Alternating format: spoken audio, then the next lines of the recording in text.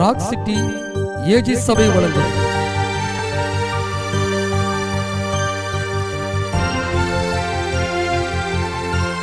கிருபையும் சத்தியமும்.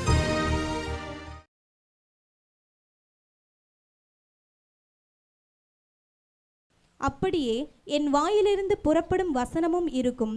அது வெறுமையாய் என்னிடத்திற்கு திரும்பாமல் அது நான் விரும்புகிறதை செய்து நான் அதை அனுப்பின காரியமாகும்படி வாய்க்கும். அது நான் விரும்புகிறதை செய்து நான் அதை அனுப்பின காரியமாகும்படி வாய்க்கும். அல்லேலூயா.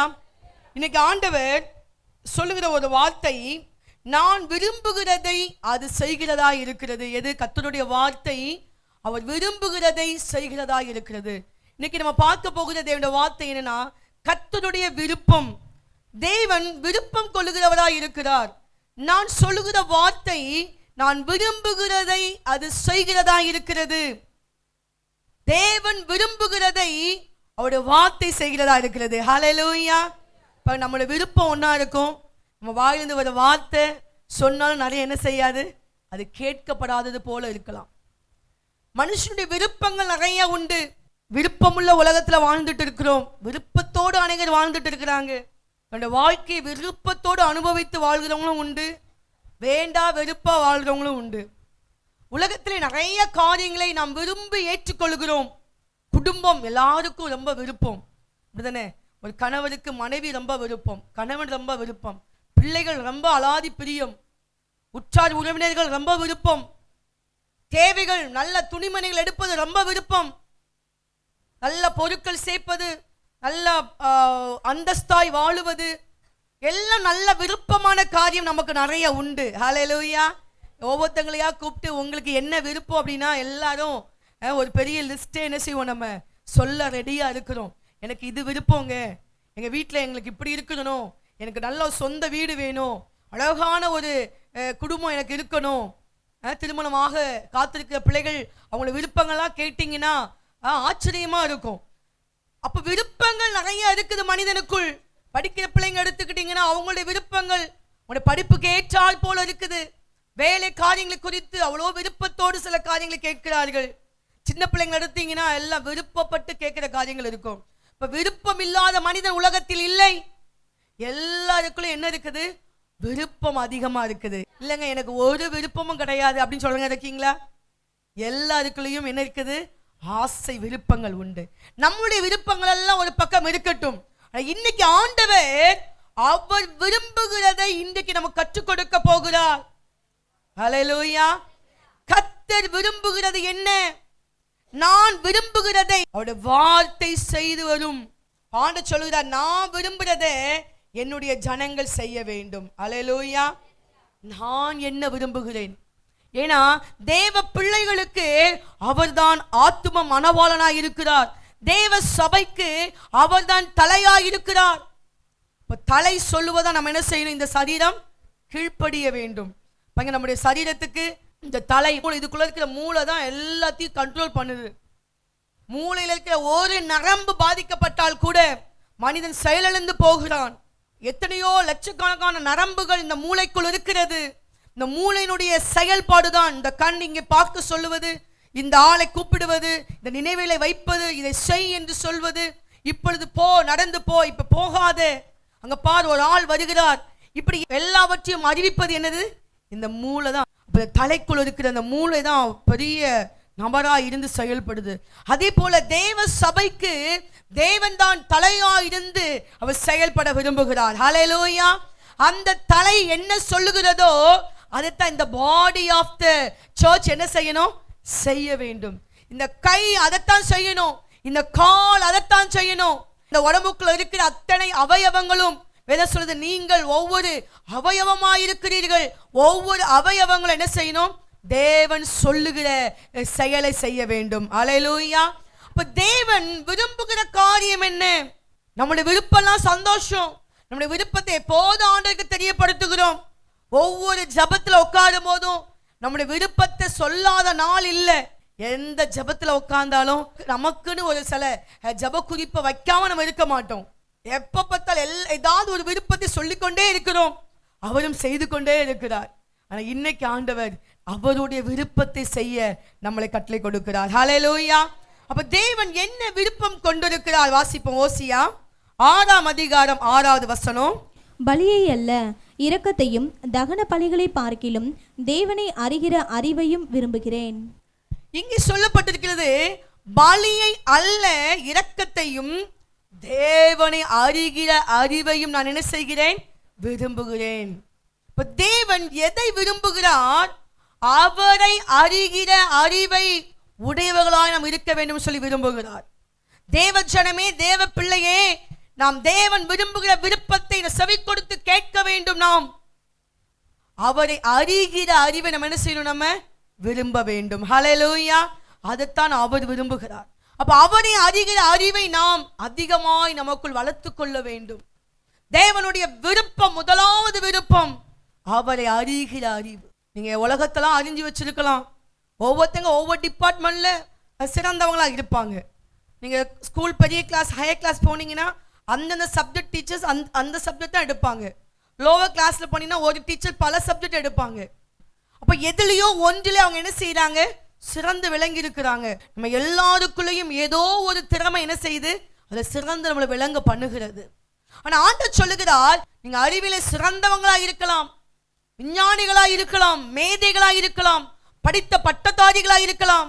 சில பேசும்போதே தனக்கு ரொம்ப இருக்கு, நிறைய அறிவு இருக்கிற மாதிரி நிறைய பேர் பேசுவோம். நல்லது, உலக அறிவு வேண்டும். ஆனா வேதம் சொல்லுது, எல்லாவற்றுக்கும் மேல அவரை அறிகிற அறிவை தேவன் விரும்புகிறார். ஹல்லேலூயா. தேவ ஜனம் அவரை அறிகிற அறிவு இல்லாதபடிக்கு மற்றதெல்லாம் தெரிஞ்சு வச்சிருக்கிறோம்.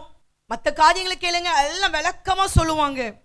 ஒரு போன் எடுத்து இதுல என்னென்ன பண்ணணும், எப்படி குரூப் கிரியேட் பண்றது, இதுல என்னென்ன ஸ்பெஷல் இருக்குது, இல்லாதது என்ன இருக்குது, எல்லாம் அழகாக சொல்லுவாங்க. நல்லது. ஆனா இதை விட உங்கள் தேவனை நீங்கள் அறிந்திருக்க வேண்டும். ஹல்லேலூயா. கணவன் மனைவி அறிவதை விட, உங்கள் பிள்ளைகளை அறிவதை விட, உங்களை உண்டாக்கின உங்கள் தேவனை நீங்கள் அறிந்து கொள்றவங்களா இருக்க வேண்டும். முதலாவது அதுதான் தேவன் விருப்பம் கொள்கிறவராய் இருக்கிறார். ஹல்லேலூயா. அவர் எப்படிப்பட்டவர்? எத்தன்மை உள்ளவர் என்னுடைய தேவன். எந்த குணாதிசயம் உள்ளவர் அவர். எது அவருக்கு பிடிக்கும், எது அவருக்கு பிடிக்காது. மனைவிமார்கள்லாம் நல்லா தன்னுடைய கணவரை அறிஞ்சு வச்சிருப்பாங்க. என் வீட்டுக்காரருக்கு இந்த குழம்பு பிடிக்காதுங்க, புளிப்பு கூட போட்டா எங்க வீட்டுக்காரருக்கு பிடிக்காது, காரமா வைக்கணும் எங்க வீட்டுக்காரருக்கு பிடிக்கும். எவ்வளவு அழகா அறிந்திருக்கிறோம் பாருங்க. அப்ப இதை விட நம்மை உண்டாக்கின தேவனை அறிகிற அறிவு நமக்கு அதிகமாய் தேவையா இருக்கிறது. ஹல்லேலூயா. வாசிங்க பிலிப்பியர் 3ஆம் அதிகாரம் 8ஆம் வசனம். என் கர்த்தராகிய கிறிஸ்து இயேசுவை அறிகிற அறிவின் மேன்மைக்காக எல்லாவற்றையும் நஷ்டமென்று எண்ணிக்கொண்டிருக்கிறேன். தேவனை அறிகிற அறிவின் மேன்மைக்காக ஒரு தேவ பிள்ளை தேவனை அறிகிற அறிவிலே வளர வேண்டும். அதுதான் தேவனுக்கு விருப்பமா இருக்குது. தேவன் அப்படிப்பட்ட நபர்களை தேவன் ஆசீர்வதிக்கிறார். அவரை அறிந்து கொள்ள வேண்டும். அந்த அறிவுக்கு பவுல் சொல்லுகிறார், நான் தேவனை அறிகிற அறிவின் மேன்மைக்காக. தேவனை அறிகிற அறிவுனா என்னது? அது ஒரு மேன்மையான வாழ்க்கை. படித்துதான் மேன்மை அடைய வேண்டும் என்பது அல்ல, படிக்க வேண்டும் என்பது உண்டு. ஆனால் அதுக்கு மேல உங்கள் தேவனை நீங்கள் அறிந்து கொள்வீர்கள் என்றால் அது உங்களுக்கு மேன்மையாக எண்ணப்படும். ஹல்லேலூயா. ஆமென். மேன்மையாக எண்ணப்படும். தேவன் மேன்மையை கொடுக்கிறார். எத்தனையோ ஊழியக்காரங்களை நான் அறிந்திருக்கிறேன். படிப்பறிவில்லாதவர்கள், படிக்க அவர்களுக்கு அந்த நாட்களிலே வசதி இல்லை. ஆனால் எப்படியோ வாழ்க்கையில் அவர்கள் தேவனை ஏற்றுக்கொண்டார்கள். இப்ப பாருங்க, இங்கிலீஷ்ல பேசுறாங்க. எத்தனை ஆயிரக்கணக்கான ஜனங்கள் சபைக்கு வராங்க. அவங்களுக்கு வேண்டிய ஆலோசனை கொடுக்கிறாங்க. படித்தவர்கள், மேதைகள் சபைக்கு வருகிறார்கள். அவர்களுக்கு வேண்டிய ஆலோசனை கொடுக்கிறார்கள். ஹல்லேலூயா. வெளிநாடுகளுக்கு சென்று ஊழியம் செய்கிறார்கள். எப்படி இந்த மேன்மை வந்தது? தேவனை அறிகிற அறிவினால் வந்த மேன்மை. ஹல்லேலூயா. தேவனை அறிகிறதுக்காக நீங்க எதை விட்டீர்கள்? பவுல், நான் என்னுடைய எல்லாவற்றையும் நஷ்டம் என்று விட்டேன், குப்பையாக எண்ணுகிறேன். எதனால? அந்த தேவனை அறிகிற அறிவின் மேன்மைக்காக அவன் தன்னுடைய வாழ்க்கையை தியாகம் பண்ணுகிறான். தன்னுடைய மேன்மையை விடுகிறான், தன்னுடைய அந்தஸ்தை விடுகிறான். அவன் யூத கமிட்டியிலே ஒரு பெரிய மெம்பர். அவன் அதையெல்லாம் விட்டுட்டு தேவனுக்காக பாடுகளை அனுபவிக்க வந்தான் பவுல். ஹல்லேலூயா. தேவனை அறிகிற அறிவின் மேன்மைக்காக. அவர் அறிகிற அறிவுல வளரணும். இன்னும் அதிகமா வேதத்தை அதிகமாய் தியானம் பண்ண வேண்டும். வசனங்களை அதிகமாய் கேட்க வேண்டும். எப்பெல்லாம் நேரம் கிடைக்குதோ வசனங்களை கேட்க ஆயத்தமாகணும். தேவனை அறிகிற அறிவு அதை நம்ம வளர்த்து கொள்ள வேண்டும். எப்படி பிள்ளைங்களை படிப்புல வளரணும்ட்டு எக்ஸ்ட்ரா ஸ்பெஷல் கிளாஸ், ஸ்கூல்ல வேற ஸ்பெஷல் கிளாஸ், டியூஷன்ல ஸ்பெஷல் கிளாஸ், இது வேற இல்லாம வீட்டில் உட்காந்து படிக்க வைக்கிறோம். ஏன்? பிள்ளைகள் படிப்பில் வளரணும். அதே போல நாம் தேவனை அறிந்து கொள்வதில் வளரும் போதுதான் தேவன் என்ன விதமாய் வெளிப்படுவார் என்று நமக்கு தெரியும். அவர் எதிலே பிரியப்படுவார், எதிலே கோபப்படுவார், எது அவருக்கு பிடிக்கும், எது அவருக்கு பிடிக்காது. ஒரு மனுஷனை அறிந்து கொள்ள ஆவலாய் இருக்கிறோம். நான் உங்களை உண்டாக்கின தேவனை அறிந்து கொள்வதிலே ஆர்வம் குறைந்து இருப்பது மிகவும் கடினமான காரியம். தேவனை அறிந்து கொள்வதில் நம்ம அதிகமாய் அக்கறை எடுக்க வேண்டும். ஹல்லேலூயா. கொலோசி 1:10 வாசிங்க. தேவனை அறிகிற அறிவு அது எப்படிப்பட்டது? சகலவித நற்கிரியைகளுமாகிய கனிகளை தந்து தேவனை அறிகிற அறிவில் விருத்தியடைந்து கர்த்தருக்கு பிரியம் உண்டாக அவருக்கு பாத்திரராய் நடந்து கொள்ளவும். இப்ப தேவனை அறிகிற அறிவில் நம்ம என்ன செய்யணும்? நம்ம விருத்தி அடைய வேண்டும். அவரை அறிகிற அறிவின் மேன்மை என்று சொல்லப்பட்டிருக்கிறது. நாம் விருத்தி அடைய வேண்டும். அப்படியே வளர்ந்து என்ன செய்யக்கூடாது, அப்படியே விட்டுறக்கூடாது. அதுல இன்னும் அதிகமா விருத்தி அடையணும். அடுத்ததாக வாசிங்க 2 பேதுரு 3:18. நம்முடைய கர்த்தரும் இரட்சகரும் ஆகிய இயேசு கிறிஸ்துவின் கிருபையிலும் அவரை அறிகிற அறிவிலும் வளருங்கள். அவரை அறிகிற அறிவிலும் நீங்க என்ன செய்யுங்க? வளருங்க. தேவனை அறிகிறதுல அதிகமா வளரணும். ஆமென். நல்ல ஜெபங்களுக்கு நேரம் கொடுக்கணும். ஆவிக்குரிய அந்த நேரங்களுக்கு நீங்க டைம் கொடுக்கணும். வேதத்தை தியானிக்க நேரம் கொடுக்கணும். சபை கூடி வருதலை விடக்கூடாது. எப்போதெல்லாம் சபை கூடப்படுகிறதோ அப்போதெல்லாம் வந்து நேரம் கொடுக்க வேண்டும். தேவனுக்கு கொடுக்க வேண்டிய நேரத்தை மனுஷனுக்கும் மனுஷிக்கும் குடும்பத்திலையும் உட்கார்ந்ததுனால தேவன் அதை வெறுக்கிறார். தேவனை அறிந்து கொள்ள வேண்டும் என்கிற தேவஜனம் தேவனை அறிந்து கொள்வதில் ஆர்வம் காட்டாமல் உட்கார்ந்து எதையாமோ அறிந்து கொள்றாங்க. இப்ப நம்ம எல்லாரும் எதை தான் நம்ம நோக்கி ஓடுறோம்னா அந்த உலகத்துக்குரியவங்களை நோக்கி ஓடிக்கொண்டிருக்கிறோம். நம்ம எல்லாரும் இந்த உலகத்துக்குரியவங்கள் அல்ல என்பதை மறுபடியும் நினைவிலே கொள்ள வேண்டும். நீங்கள் இந்த உலகத்துக்குரியவர்கள் அல்ல என்று அறியீர்களா? நம்ம யாருக்குரியவங்க? அந்த தேவனுடைய பரலோகத்துக்குரியவங்க. ஹல்லேலூயா. நிறைய பேருடைய செயல்பாடு எப்படி இருக்குன்னா இந்த உலகத்துக்குரியவர்களாகவே இருக்குது. ஏமா நீங்க 1000 வருஷம் இங்க வாழ போறீங்களா, இல்ல கோடி வருஷம் இங்க வாழ போறீங்களா? அநேகருடைய வாழ்க்கை முறைமைகள் மாறி விட்டுடுச்சு. பிள்ளைங்க வளர்ந்து வர வர அவங்களுடைய விருப்பமெல்லாம் எப்படி மாறுது? இந்த உலகத்துக்குரியவர்களாகவே மாறுது. கொஞ்சம் உட்கார்ந்து வேத வசனங்களை கேட்போம். தேவனுக்கு எது பிரியமானது? இதுல பிள்ளைங்களுக்கு சத்துரு மைண்டை கொண்டு போகாதபடிக்கு அடைச்சி வச்சிருக்கிறான் சத்துரு. இப்ப நம்ம எதை நோக்கி ஓடிக்கொண்டிருக்கிறோம்? இந்த பூமிக்கு அடுத்தவைகளை நோக்கி ஓடிக்கொண்டிருக்கிறோம். இந்த பூமிக்கு விருப்பமானது சாத்தான் நிறைய விருப்பத்தை உள்ள போட்டு வச்சிருக்கிறான். அதை பார்த்து அப்படியே ஓடுறோம். அன்பான சகோதர சகோதரிகளே, நாம் பூமிக்குரியவர்கள் அல்ல. நம்முடைய வாழ்க்கை பூமியோடு முடிந்து போவதில்ல. நம்முடைய வாழ்க்கை நித்தியத்துக்கு போக போகிறது. ஹல்லேலூயா. ஆமென். உங்க பிள்ளைகளுக்கு டீச் பண்ணி சொல்லுங்க. இன்னைக்கு நீங்க யோசிக்கணும், இன்னைக்கு இயேசுடைய வருகை வந்தா, இன்னைக்கு நான் மரித்து போனா நான் தேவனுடைய ராஜ்யத்துக்கு போவேனா? அநேகருடைய வாழ்க்கை பூமியைத்தானே நோக்கி ஓடுது, ஷாப்பிங் நோக்கி ஓடுது, டிவியை நோக்கி ஓடுது. சாத்தான் அநேகருடைய முகங்களை அவனுக்கு நேரா திருப்பி வச்சிருக்கிறான். சாத்தான் ராஜ்யத்துக்கு போகிறதுக்கு தேவன் உங்களை அழைக்கவில்லை. தேவ சபையில தேவன் உங்களை கொண்டு வச்சிருக்கிறார்னா எதுக்கு? தேவ ராஜ்யத்துக்கு போகிறதுக்காகத்தான். ஹல்லேலூயா. ஆமென். தேவ ராஜ்யத்துக்கு போகத்தான் நம்மளை வச்சிருக்கிறார். தேவனுடைய வருகை சீக்கிரமாக இருக்கிறது. அதை அறிந்து கொள்ள வேண்டும். அது அறிவில்லாமல் நாம் இருக்கக்கூடாது. துரிதமாய் வரப்போகிறார், அதி சீக்கிரமாய் வரப்போகிறார். அந்த மணவாளனை சந்திக்க மணவாட்டி சபை ஆயத்தமாக இருக்க வேண்டும். 10 கன்னிகைகள் 5 பேர் ரெடியா தான் இருந்தாங்க. ஆனா என்ன இல்லாம போச்சு? என்ன இல்லாம போச்சு. ஹல்லேலூயா. ஒரு சின்ன விஷயம்தான். சின்ன விஷயத்துல நாம் தேவனுடைய வருகையில இழந்து போயிடக்கூடாது. தேவனை அறிகிற அறிவு சின்ன விஷயமா உங்களுக்கு தெரியலாம். அதுல உங்களை அதிகமாக ஈடுபடுத்தி கொள்ளாமல், தேவனுக்கு ஏற்றவைகளில் உங்களை நீங்கள் அதிகமாய் பிரியப்படுத்தி கொள்ளாமல் நம்ம இருந்தோம்னா தேவனுடைய வருகையில நம்ம கைவிடப்படுற நிலைமை நமக்கு வந்துடக்கூடாது. நம்ம எதுக்காக வந்திருக்கிறோம்? எல்லாவற்றையும் விட்டு எதுக்காக வந்திருக்கிறோம்? தேவனுடைய ராஜ்யத்துக்கு போக வேண்டும் என்பதற்காக தானே. அதுக்காக பிரயாசப்படுங்கள். ஹல்லேலூயா. அப்போ அதிலே கர்த்தரை அறிகிற அறிவிலே நீங்க என்ன செய்யணுமா? வளர வேண்டும். அப்படி செய்யும் போது 2 பேதுரு 1:8 வாசிங்க. இவைகள் உங்களுக்கு உண்டாயிருந்து பெருகினால் உங்களை நம்முடைய கர்த்தனாகிய இயேசு கிறிஸ்துவை அறிகிற அறிவிலே வீணரும் கனியற்றவர்களுமாய் இருக்க ஒட்டாது. நீங்கள் தேவனை அறிகிற அறிவிலே நாம் வளர்ந்து பெருகினால் என்ன என்னோட வாழ்க்கையில் இருக்காதா? உங்களை வீணரா இருக்க ஒட்டாது, கனி அற்றவர்களாய் இருக்க ஒட்டாது. தேவனுக்குள் வளர்ந்து பெறுகிறவர்கள் தான் தேவனுக்கு பிரயோஜனம் உள்ளவர்களாய் இருப்பார்கள். பிரயோஜனமானவர்களாய் நாம் இருக்க வேண்டும் என்றால் தேவனை அறிகிற அறிவில் நம்ம என்ன செய்யணும்? அதிகமாய் வளர வேண்டும். ஹல்லேலூயா.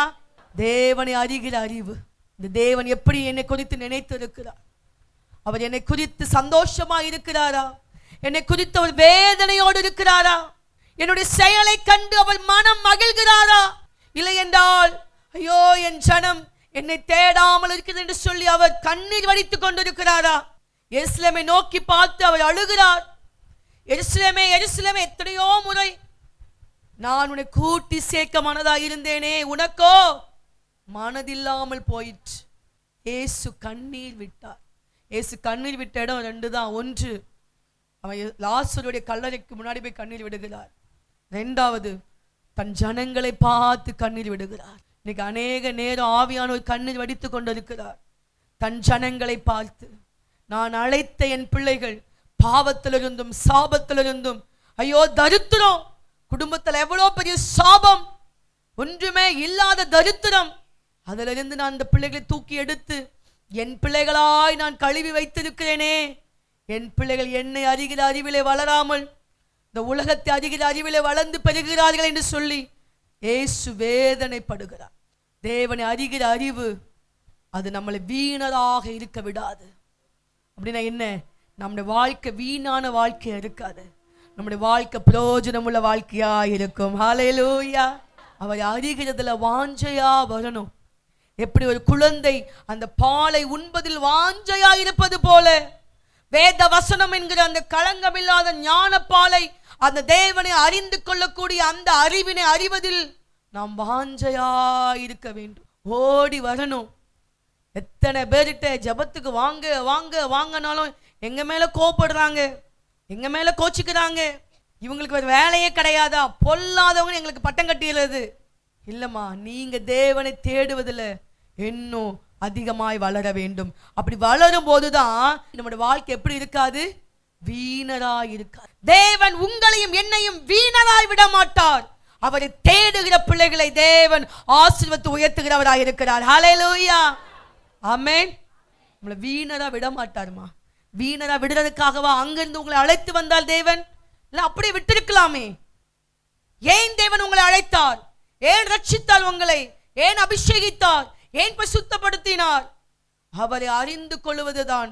அவரை அறிந்து கொண்டு அந்த வார்த்தை அநேகருக்கு நீங்கள் சொல்லும்படியாகத்தான் தேவன் உங்களை தெரிந்தெடுத்தார். வீணராக விடமாட்டார். கனியற்ற வாழ்க்கை இருக்காது. வாழ்க்கை எப்படிப்பட்ட வாழ்க்கை இருக்குமோ? நீங்க தேவனை அறிந்து கொண்டு வாழ்ந்தீங்கன்னா, அதுல வளர்ந்தோன்னா கனி உள்ளவங்களா நம்ம இருப்போம். ஆமென். பிறருக்கு பிரயோஜனம் உள்ளவங்களா இருப்போம். பிறருடைய தாகத்தை தீர்க்கிறவங்களா இருப்போம். பிறருடைய பசி ஆற்றுறவங்களா இருப்போம். பிறருக்கு இன்பத்தை கொடுக்கிறவங்களா இருப்போம். கனி உள்ள வாழ்க்கை தேவன் நமக்கு தருகிறார். ஹல்லேலூயா. 2 பேதுரு 2:20 வாசிங்க.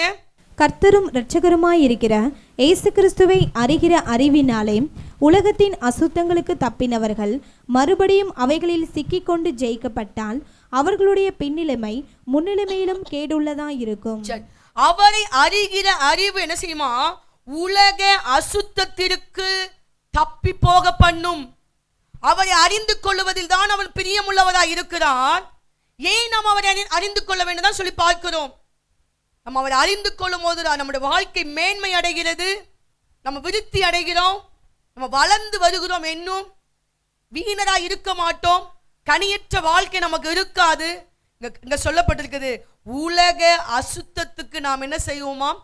தப்புவோம். ஹல்லேலூயா. தேவனை ஒருவன் அறிந்து கொண்டால், நான் யோசிப்பு தேவனை அறிந்திருந்தான். ஹல்லேலூயா. நான் என் தேவனுக்கு முன்பதாக இத்தனை பெரிய பொல்லாப்பை செய்வது எப்படி? தேவனை அறிந்திருந்தான். ஹல்லேலூயா. ஆபிரகாம் தேவனை அறிந்திருந்தான்.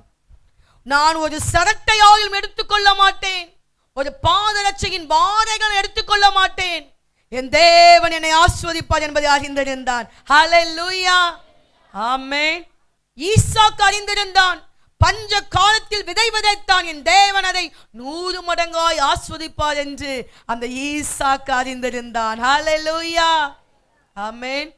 தேவ பிள்ளைகள் தேவனை அறிந்திருந்தார்கள். நோவா அறிந்திருந்தான். ஐயோ, நான் மழையை பார்க்கவில்லையே, இவ்வளவு பெரிய பேழையை கட்ட சொல்லுகிறாரே தேவன், அது என்ன என்று அவனுக்கு தெரியல. ஆனா அவனுக்கு ஒன்று தெரியும், என் தேவனை நான் அறிந்திருக்கிறேன், அவர் செய்வதெல்லாம் சரியாகத்தான் இருக்கும். ஹல்லேலூயா. அவர் அறிந்து கொள்ளும் போதுதான் நாம் உலக அசுத்தத்துக்கு நாம் தப்புவோம். அன்பான தேவ சபையே, தேவனை அறிந்து கொள்ளும் போது உலகத்தினால் வருகிற அசுத்தத்துக்கு நீங்கள் தப்ப முடியும். இல்லைன்னா நம்ம காம்ப்ரமைஸ் ஆயிடுவோம். உலகத்தோடு என்ன செஞ்சிருவோம்? காம்ப்ரமைஸ் ஆயிடுவோம். அநேக உலகத்தின் வேஷத்தோடு ஒத்து போயிட்டாங்க, புறஜாதியாருடைய மார்க்கத்துக்கு ஒத்து போயிட்டாங்க. தேவனுடைய பிள்ளை என்பதை எப்படி நிரூபிப்பீங்க? உலகத்தோடு ஒத்த வேஷம் தரிக்கவா? வெள்ளம் வந்தது, எல்லாரையும் வாரிக்கொண்டு போனது. அப்படிதான் நோவா காலத்தில் நடந்துச்சு. அதுதான் மனுஷகுமாரன் காலத்திலும் நடக்கும் என்று வேதம் சொல்லுகிறது. வெள்ளம் வாரிக்கொண்டு போகும் வரைக்கும் அதை அவங்க உணராதிருந்தாங்க. தேவனை பற்றியும் உணரல, நோவா சொன்னதை பற்றியும் உணரல, உணராமல் இருந்தாங்க. இதுதான் மனுஷகுமாரன் காலத்திலும் நடக்கும். அப்படின்னா என்ன? இது எந்த காலம்? மனுஷகுமாரனின் காலம். இந்த காலத்தில் அப்படிதான் நடந்து கொண்டு உணராமல் இருக்கிறாங்க. உலகத்தோடு ஒத்த வேஷத்தை தரித்து கொண்டு தேவனை விலக்கி வைத்து உணராதிருக்கிறார்கள். தேவனை வருக வரைக்கும் ஜனங்கள் உணராமத்தான் வாழ போறாங்க என்று வேதம் சொல்லுது. நம்ம அப்படி இருக்கக்கூடாது. ஹல்லேலூயா. ஏன் முன்பதாகவே இயேசு எழுதி வச்சிருக்கிறாருன்னா, நீங்க அப்படி இருந்துராதுங்க, உணராம இருந்துராதுங்க, சத்துரு உங்களையும் சேர்த்து வாரிக்கொண்டு போய்விடாதபடிக்கு அப்படி இருந்து விடக் கூடாது என்பதற்காகத்தான் இயேசு இதை எழுதி வைத்திருக்கிறார். ஹல்லேலூயா. உணர்வு உள்ளவங்களா இருக்கணும். ஆமென். உணர்வு உள்ள இருதயத்தை தேவன் நமக்கு தரணும். ஒரு சின்ன காரியம் செய்யலையா, உறுத்தணும் இருதயம். ஜபத்துக்கு போலையே என்று உங்க இருதயம் வாதிக்கணும். கேம்புக்கு நான் போலையே என்று ஆண்கள் இருதயம் வாதிக்கணும். ஹல்லேலூயா. ஜெபிக்கலையே என்று ஒவ்வொரு தேவ பிள்ளையுடைய இருதயம் வாதிக்கணும், உணரணும். போன் அடிக்கும் போது எடுக்கலையே என்கிற உணர்வு இருக்கணும் உள்ள. இந்த உணர்வு வாதிக்கணும். ஐயோ, ஊழியக்காரங்க போன் அடிச்சாங்களே, இங்க சபையில மூப்பர்கள் போன் அடிச்சாங்க எடுக்கலையே, உணர்வு உள்ள வாதிக்கணும். அப்பதான் நீங்க பசுத்தாவியோடு இருக்கிறீங்கன்னு அர்த்தம். நமக்கு என்னைக்கு உணர்வு இல்லையோ பசுத்தாவி நம்ம கூட இல்லைன்னு அர்த்தம். பசுத்தாவியானவர் என்ன செய்வாரா? சகல சத்தியத்தை குறித்து நம்மளை கண்டித்து உணர்த்துவார், உணர்த்திக்கிட்டே இருப்பார். அன்பான தம்பி, மகனே, நீ தப்புப்பா, இப்படி செய்யாத, இப்படி பண்ணாத, உணர்த்திக்கிட்டே இருப்பார். உணர்வு இல்லை, நம்ம செத்த பெணம் போலதான். ஆத்மா செத்து போச்சு. தேவனோட உள்ள உறவு இல்லாமல் இந்த ஆவி ஆத்மா என்ன செஞ்சிடுச்சு? இந்த ஆத்மா செத்து போச்சு. அதனால உணர்வு எப்போது நமக்குள்ள இருக்கணும். ஹல்லேலூயா. தாவீது சொல்லுவார், எனக்கு உணர்வு உள்ள இருதயத்தை தாரும். எப்போது உணர்வு உள்ளவங்களா இருக்கணும். ஒரு சின்ன காரியம் சொல்லணும், உடனே உணர்வடைஞ்சிடணும். அப்ப இந்த உலக அசுத்தத்துக்கு நாம் தப்ப வேண்டும் என்றால் தேவனை அறிகிற அறிவில் நம்ம என்ன செய்யணும்? நம்ம அதிகமான விருத்தி அடைஞ்சு கொண்டே இருக்க வேண்டும். ஹல்லேலூயா. நல்ல வேதத்தை வாசிங்க, கர்த்தருடைய வார்த்தையை நீங்க அதிகமா கேளுங்க. நம்ம சபையில எத்தனையோ முறைகள் வேத வசனங்கள் வெளிப்படுகிறது. எத்தனை கூட்டங்கள் இருக்கிறது, அதிகாலை ஜபங்கள், பகல் ஜபங்கள் இருக்கிறது, உபவாச ஜபங்கள் இருக்கிறது, பெண்கள் ஜபங்கள் இருக்கிறது, மாலை ஆராதனை இருக்கிறது. எத்தனை முறை தேவனுடைய வார்த்தையை அறிவிக்க எங்களால் முடியுமோ அத்தனை முறை நாங்கள் செய்து கொண்டிருக்கிறோம். வேதத்தை அறிந்து கொள்ள, தேவனை பற்றி அறிந்து கொள்ள வந்து கேளுங்க வந்து. ஹல்லேலூயா. அப்படி இருக்கும்போது தேவன் நம்மையில விருப்பம் உள்ளவளா இருக்கிறார். இரண்டாவதாக வாசிங்க, எசேக்கியேல் 33:11 வாசிங்க. கர்த்தராகிய ஆண்டவர் உரைக்கிறது என்னவென்றால், நான் துன்மார்க்கனுடைய மரணத்தை விரும்பாமல் துன்மார்க்கன் தன் வழியை விட்டு திரும்பி பிழைப்பதையே விரும்புகிறேன் என்று என் ஜீவனை கொண்டு சொல்லுகிறேன். என் ஜீவனை கொண்டு சொல்லுகிறேன். எதை விரும்புகிறாராம்? துன்மார்க்கன் அவன் அழிந்து போவதை விரும்பாமல் அவன் தன் வழியை விட்டு திரும்புவதையே தேவன் விரும்புகிறார். ஹல்லேலூயா. ஒரு மனிதன் அவனை தேவன் அழிப்பதை அவன் விரும்பல, அவர் கோபப்பட்டால் கோபத்தினுடைய அடையாளம் என்ன? குவியல் குவியலான மரணங்கள் என்று சொல்லப்பட்டிருக்குது. அதுக்கப்புறம் அவருடைய கை என்னும் ஆறாமல் இருக்குது என்று சொல்லப்பட்டிருக்குது. நீட்டின கை அவன் எடுக்கலன்னு சொல்ல, அவ்வளோ தூரத்துல ஜனங்கள் மேல தேவனுக்கு கோபம் இருக்கிறது. ஆனால் கிருபையின் காலமா இருக்கிறபடினால் தேவன் நமக்கு நிறைய ஸ்லாக்கியத்தை எஸ்கியூஸ் கொடுத்துக்கிட்டே இருக்கிறார். அல்லேலூயா. எஸ்கியூஸ் கொடுத்துக்கிட்டே இருக்கிறாரு. நம்மளும் எஸ்கியூஸை வாங்கிக்கிட்டு அப்படியே இருந்துடக்கூடாது. நம்ம இன்னும் தேவனுக்காக நம்ம வளர ஒப்பு கொடுக்கணும். ஒரு பாவி தன் பாவத்தை விட்டு மனம் திரும்புவதையே தேவன் விரும்புகிறார். ஹல்லேலூயா. கோபப்பட்டு உடனே அடித்து உடனே கொல்லுவதல்ல தேவனுடைய சித்தம். நம்ம பிள்ளைங்க என்ன செய்யணும்? தப்பு செய்யும் போது அடித்து கண்டித்து திருத்துகிறோம். உடனே அடிச்சு கொன்னுருவேன்னு சொல்லுவோம். கொல்லுவோமா? நம்ம இல்லை. அதே போலதான் ஆண்டவர் நமக்கு சில சிக்ஷைகளையும் சில தண்டனைகளையும் கொடுத்து நம்மளை திருத்த தான் பார்ப்பாரே தவிர நம்மளை கொன்று விட மாட்டார். ஹல்லேலூயா. ஒருவேளை நாம் கூட தவறு செய்தால் கூட தேவன் நம்மை கொன்று விடாமல் நம்முடைய வழிகளை விட்டு திரும்புவதையே அவர் விரும்புகிறவராக இருக்கிறார். ஹல்லேலூயா. அரசாங்கம் கூட சில பாவங்களுக்கு தூக்கு தண்டனை நியமிக்கிறது. நம்முடைய தேவன் அப்படி இல்லைம்மா. நம் தேவன் ரொம்ப அன்புள்ளவர். அவர் இரக்கமுள்ளவராக இருக்கிறார். நம்மில் மனதுருகிறவராக இருக்கிறார். நம்மை அதிகமாய் நேசிக்கிறார். நம்மளை நேசிக்கிறதுனாலதான் பொறுமையா இருக்கிறார். அவர் பொறுமையின் சிகரம். அவர் அன்பின் சொரூபி. அவர் அன்பு, அவ்வளோ அன்பு நம்ம மேல அவருக்கு. ஜனங்களுக்காக நான் சிலுவையில ரத்தம் சிந்தினேனே என்கிற அந்த அன்பின் நிமித்தமாக அவர் பொறுமையா இருக்கிறார். மனம் திரும்பும் போது அதை கர்த்தர் விரும்புகிறார். ஹல்லேலூயா. உங்களை படைத்த இம்மட்டுமாய் பாதுகாத்த அந்த தேவனோடு அமர நேரத்தை இன்னைக்கு ஒப்பு கொடுப்பேன். எல்லாரும் கரைகளை உயர்த்தி, ஆண்டவரே என்னை ஒப்பு கொடுக்கிறேன். ஆண்டவரே உம்மோடு அமர என்னை ஒப்பு கொடுக்கிறேன். ராஜா உம்மோடு இருக்க என்னை ஒப்பு கொடுக்கிறேன். ஹல்லேலூயா. அர்ப்பணிக்கிறேன். ஆண்டவரே இந்த வார்த்தை கேட்டு எங்க எல்லாரையும் ஆசீர்வதிப்பீராக. இந்த வார்த்தையின் பிரகாரம் நாங்கள் வாழ கிருபை தருவீராக. எங்களை தாழ்த்தி அர்ப்பணிக்கிறோம். ஆண்டவரே நீரே மகிமைப்படுவீராக. வார்த்தை கேட்ட எல்லாரும் மேலும் இப்பொழுது வசனத்தினுடைய ஆசீர்வாதங்கள் 100க்கு 100 இறங்குவதாக. மகிமைப்படுங்க, ஆசீர்வதிங்க, பலப்படுத்துங்க. இயேசுவின் மூலம் ஜெபிக்கிறோம் நல்ல பிதாவே. ஆமென். Rock City AG Church service timing Sunday morning 5 a.m., 7 a.m., 9 a.m. and 11 a.m. Evening 6:30 p.m. Branch Church AG Blessing Center Sunday morning service 9 a.m. near Ariyamangalam EB Office Street, Thidir Nagar Road. Our address AM Plaza number 8/1 second floor opposite Sidambaram Mahal, Trichy 620002. Cell phone 9976607364.